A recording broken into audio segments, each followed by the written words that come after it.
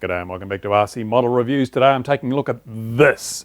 This is the Sky-708 LCD screen and DVR all in one, and it's got some really cool features, but it's not perfect. So let's go through some of the features. Well, it says on the box it's high lightness.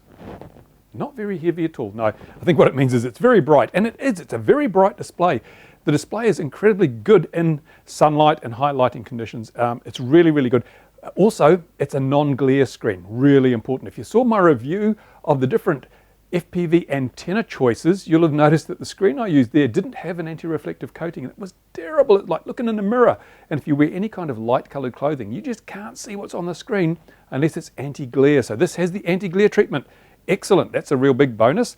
Has high sensitivity diversity receiver, and yes, it is race band capable. So for mini quad stuff, great. You know, you've got the full 40 channels, I think it is now, of FPV frequencies to choose from. Has an HDMI input, so if you're using it as a monitor with an external source that has HDMI, that might be useful to you. There's not a lot of HDMI stuff in the FPV market at the moment. There is some CODEC stuff coming out, which is HD, which probably has HDMI output.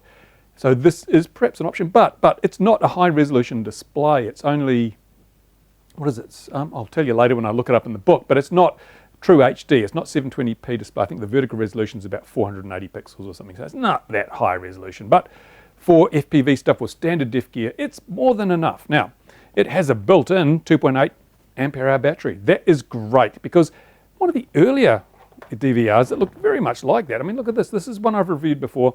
It had a ability to put a LiPo in the back, but it was crap because it didn't have an off-on switch. I think they modified it later.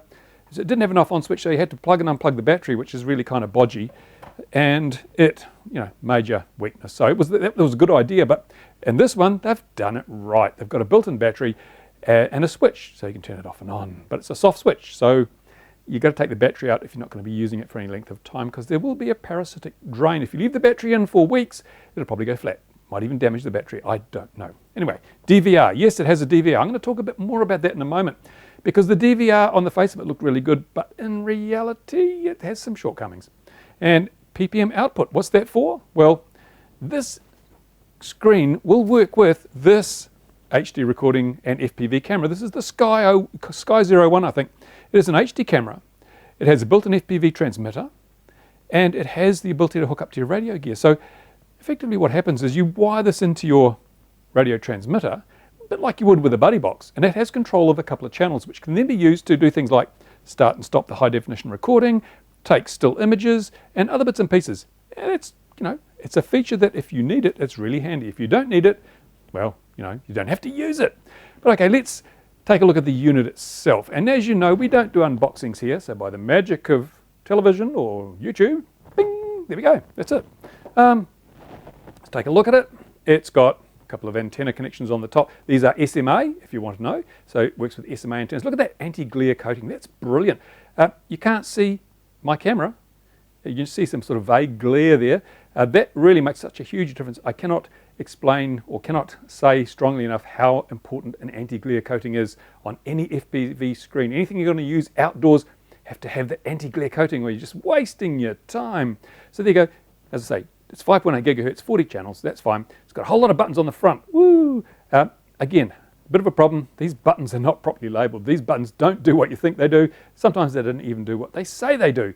Ergonomically, it's a bit of a nightmare. And that isn't really helped by the manual. If I get the manual out, I say manual, not manual, manual, because it's not Chinglish. I think it's Spanglish. Look, it is a user manual. Okay, yep, fine. Safety warning, do not eat. Okay, sounds fair.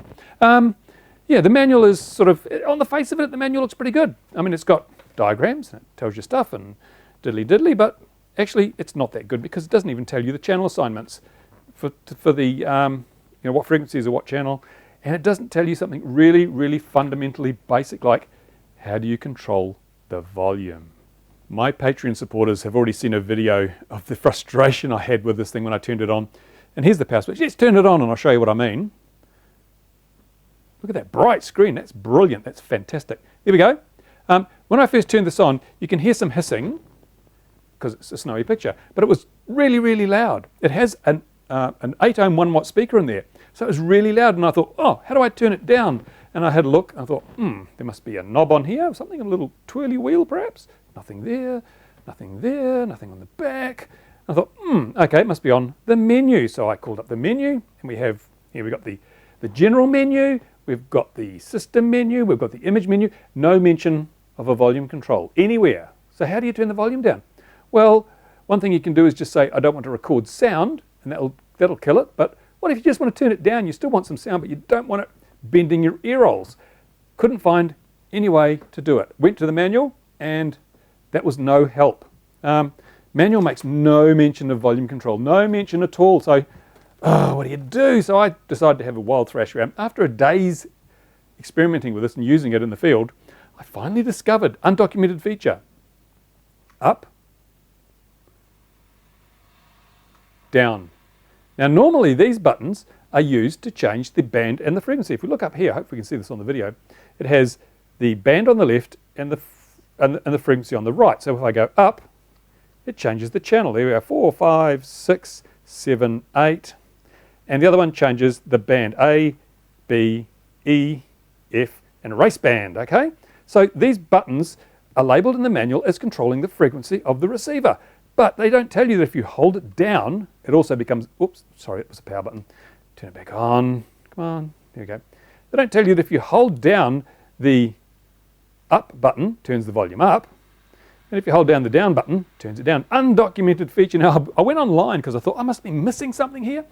Went online and had a look. Lots of people have been bitching that this doesn't have a volume control. It does have a volume control. You just got to be clairvoyant to discover how to use it. And I know some guys have even actually disconnected the speaker because this incessant hissing, because it comes with the volume almost at full out of the box, the incessant hissing really pisses you off. So there you go. This video has to be worth it just for the fact that now you know how to adjust the volume on these monitors. It's terrible. What a faux pas in the manual. But okay, let's look a bit further at what we've got here. Now on this side here, we've got a whole lot of different connectors. We've got USB. I hope this is probably not going to focus. I'll go manual focus. We'll make this look professional. Hang on a minute. Where are we? There we go. We've got a USB connector here. That's obviously, I don't know if you can power it from that. I haven't tried, but that's obviously you can get access to the card contents through the USB connection. You've got your AV output. Now here's a little bit, this is where I said there are some things that this lacks. It's got some downsides. According to the manual, the AV output is only in NTSC. So if you live in a region where you want to use PAL, well, you're right out of luck because it's only going to put NTSC out there. What that means if you've recorded in PAL, I don't know, but I'll get onto that later as well because that's another issue. You've got AV in, so you can use it as a DVR, bypass the inbuilt receivers, and it'll show the AV in source on the screen, and you can record it. And there's your HDMI in, and you can record from the HDMI. And you might think, woohoo, now I can pirate my favorite Blu-ray movie. Well, no, you can't, because it's only going to record in SD, and not really even full SD. This is one of the gripes I've got, which I'll get to in a moment. It's got a screw for a tripod mount on the bottom. That is a really good feature. It's really annoying. I've got one screen here, which is another one of the Sky things, which I've reviewed before. Really nice little screen, but has no tripod mounting. And it's a pain in the backside because you can't connect it to anything unless you use the little bracket on the back and fart around. It'll connect up to a transmitter, radio control transmitter, but it won't connect to a tripod. And on this end, we've got our micro SD card. It'll take up to 32 gigs, which is more than enough because we're only recording SD. So even a 4 gig card will last you for ages.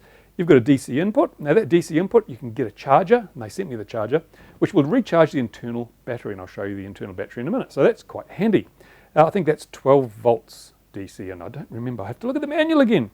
And then we've got a reset button because, like everything with microcomputer in it, it can get corrupted and you have to reboot it. Haven't had to yet. And here's that PPM out I was talking about. This is the signal you'd take out and plug into your transmitter so that some of these buttons, let's go back to autofocus so we don't, there we go. Some of these buttons down here, this side here, can be used to control that Sky-708 camera. I haven't got that far yet. I'll be doing a separate video on how that works. And so stay tuned if that's something of interest to you. So you've got these buttons here which will control that. So there you go. I'll show you quickly the battery. It's not a standard LiPo. It is one of these custom jobby. Oh. Here we go. One of these custom jobbies. It's got on there 2,800 milliampere hours. One thing that caught me out was I thought, oh, the battery will go in this way with the writing. No, it doesn't. If you look carefully, the little contacts here have to be lined up with that. So when I first put the battery in and it wouldn't go, I thought, oh, the battery's flat. So I tried to charge it and it wouldn't charge. And then the penny dropped and I turned the battery round, so it was that way. As I say, you will have to remove this battery if you don't intend to use the unit for more than a few days, because it will flatten it, because it's got a soft button, so it has to have some circuitry powered up to recognize when you push the power button on the front. So there you go. In the meantime, I like this. It gives plenty. I've used it for over an hour and a half with the internal battery. It worked just fine, so there's plenty of life in that battery. It's really good. And as I say, the display quality is excellent. It's very bright. It has adequate resolution, but not a hell of a lot. It's not even 800 by 600. It's less than that, but it's adequate. It's adequate. And the receivers seem to work, seem to be reasonably sensitive. Got some pretty good footage out of the thing. I used it for filming the Taro 130 flight, so you can have a look on there and see what you think. But now I'm going to look at some of the darker sides of this thing, the things I don't like about it. The display itself is 800 by 480 pixels, which is, as I say, it's perfectly adequate resolution for the SD camera systems we use in our FPV gear. But unfortunately, the DVR lets it down. The DVR records in what we call D1 standard. The D1 standard is 640 pixels by 480 pixels. And that's a problem. Now, if you're running NTSC, the American standard, not too much of a problem, because that basically covers all the screen space you're likely to have. But if you are someone that uses a PAL system, that's a phase alternating line, that's Europe, it's New Zealand, it's Australia, it's parts of South America. If you use that standard, it actually has a vertical resolution of 576 lines. But the DVR only records 480 lines. What does it mean? Well, I'm going to do some tests, but I'm pretty sure it means you're going to lose some of the OSD information if you have an OSD on your screen. It's probably going to crop off the top or the bottom of the screen to fit it into the 480 lines. Now, it may scale it. I'm not sure. I'm going to test it in an upcoming video when I go through and do some explain a bit more about this thing. This is just an on the bench, but I'm going to test it with an OSD and see what it looks like. The other problem is 640 by 480 is pretty crappy resolution. For example, the proper PAL resolution is 720 by 576. So it's not going to give you a very sharp picture. It doesn't have enough resolution to do that. And that's a real shame, because in so many other aspects, this is a far better recorder than this one, because this is the seems to be the earlier version of this. You can see the difference. This doesn't have the ability to control the Sky-708 camera, and it requires you to use dip switches to set the frequency. That's why I hardly ever use this. It's such a pain in the ass to change frequencies that it works really well, but it's just a pain in the backside because it's so awkward and difficult to use. And that's why I've been using this one, which is the first one I got, because it has like up and down channel change. Piece of cake, lovely. Even though this doesn't have diversity, it only has a single antenna connection. This is a much easier, much more practical to use. And this records in 720 by 576. I think it does a D2 level recording. If you're viewing a PAL signal, then it records the whole damn thing. It gives you a high resolution. One thing I was really excited about when I saw the specs for this was that it has 6 megabits per second recording rate. And I figured, well, that's going to give you a pretty crisp picture, until I saw that it also uses motion JPEG, MJPEG. So you won't get an MPEG out of here. You won't get a QuickTime file. You won't get an MP4 out of here. You get an AVI file, which is motion JPEG. And motion JPEG is awful. It has one of the worst compression rates of any method of compressing video content. So even though it's using 6 megabits per second, there's still compression artifacts. It still looks pretty crappy on the playback. And then you get the blocking, because it's only 480 pixels high and 600 wide, you get even more reduced resolution. So, wow, what a shame.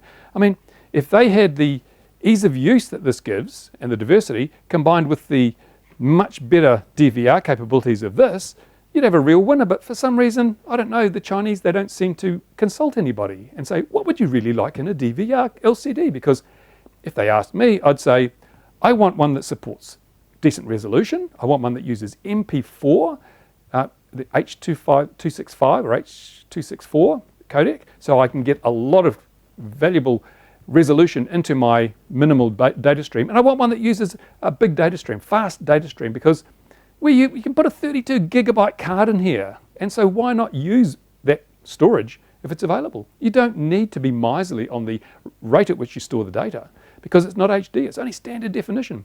If you used a 32 gig card, you'd still get days worth of recording, even at a high data bit rate on the standard definition display.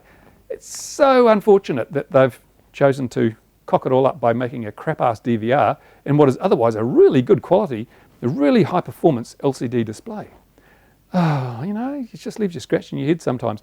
I mean, I don't give a damn about these features, but I would like a decent DVR in there. So what I'm going to do, when the weather allows, and I say that because outside right now it's peeing down with rain, I'm going to take all three of these DVRs and I'm going to record the same video transmitter. I'm going to fly around and I'm just going to compare the quality of the results that come out. That's the resolution, the compression artifacts, all those things. We're going to compare this one, which was the first original one that I received from Foxtech FPV, and as I say, it's worked really well.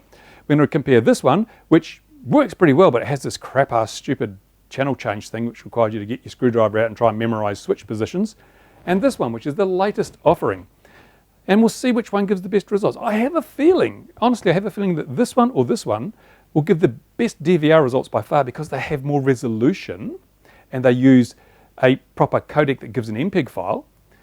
And this one will just be a bit of a dead loss. But don't take my word for it yet. Wait till we do the comparative recordings. Okay, what I've got here is the same camera, or one camera, feeding these three different DVR LCD displays, and you can see the image looks pretty much the same in all of them, about the same size, same placement. So yeah, they're all getting pretty much the same display. Excuse the noise because I haven't got any antennas on these, so they're doing a good job picking these up. Now what I'm going to do is I'm going to record this image on each of the DVRs and we'll see what the recorded image looks like, how it compares between the different format types and the different DVRs involved.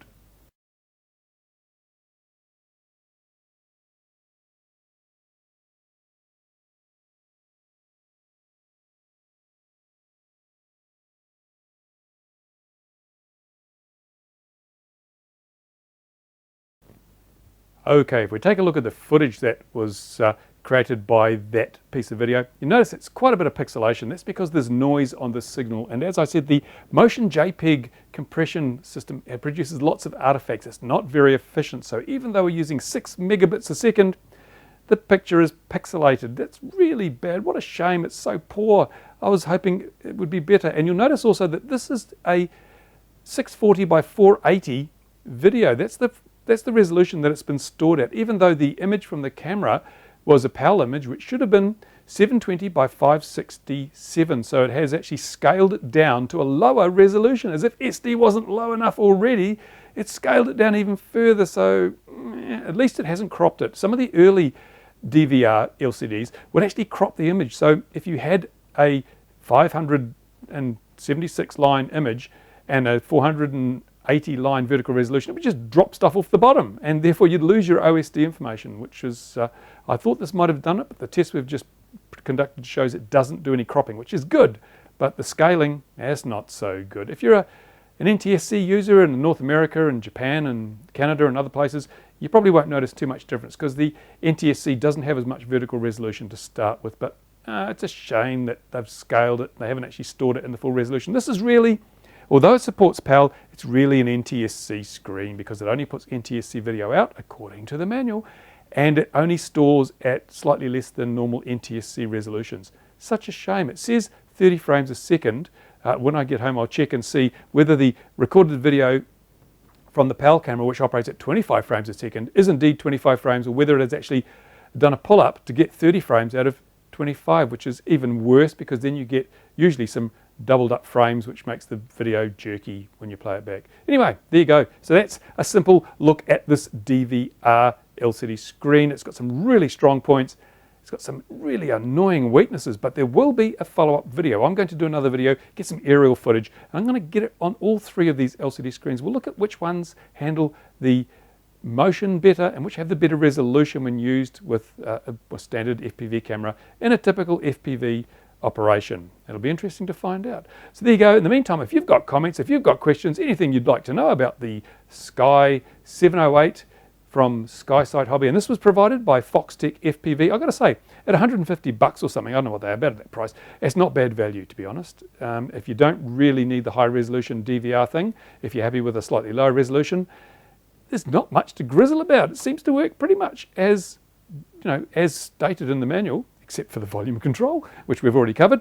But yeah, it's not a bad bit of kit. And as I say, I make no money out of any products that are reviewed on this channel. But if you want to buy one, why not go to Foxtech FPV and have a look. They were kind enough to send this in for review. So if you're going to spend some coin, if the price is competitive and the service is okay, then why not spend it with Foxtech FPV? And then they might send some more stuff in for review and you get to see some other cool products.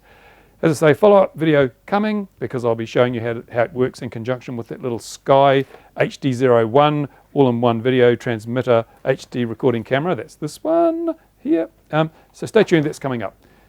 In the meantime, thanks for watching. Time for me to clear the bench, get on with some more reviews. Bye for now.